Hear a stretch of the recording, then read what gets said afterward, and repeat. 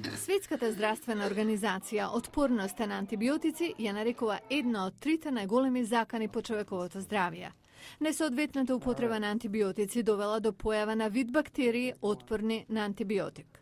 Експертите велат дека доколку сега нешто не се стори, инфекциите кои претходно биле излечиви може да се вратат како опасни болести.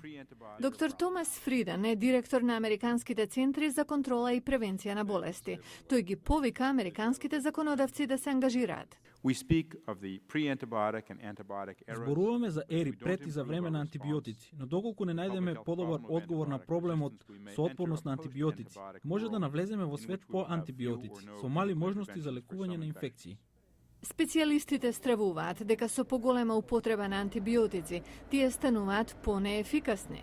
Генетската мутација на бактериите е природен процес, но прекумерната употреба на лекови го забрзала. Доктор Доналд Порец вели дека отпорните бактерии може да водат до наплив на некои сериозни болести.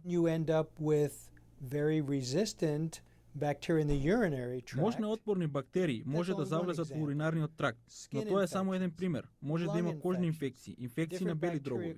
Тука е и проблемот со туберкулозата што не се лекува соодветно во многу делови во светот. Една од најсмртоносните инфекции е предизвикана од отпорност на метицилин на бактеријата Staphylococcus aureus, позната како мрса, од која годишно во САД умираат по 19.000 лица.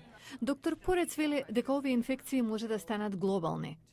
Целиот проблем, според стручњаците, се сведува на следното. Фармацевтските компании го намалиле производството на антибиотици, поттикнати од маргината на профит. Антибиотиците биле се помалку достапни, а помалото од оптималното дозирање значи дека одредена бактерија преживува и постепено гради отпорност.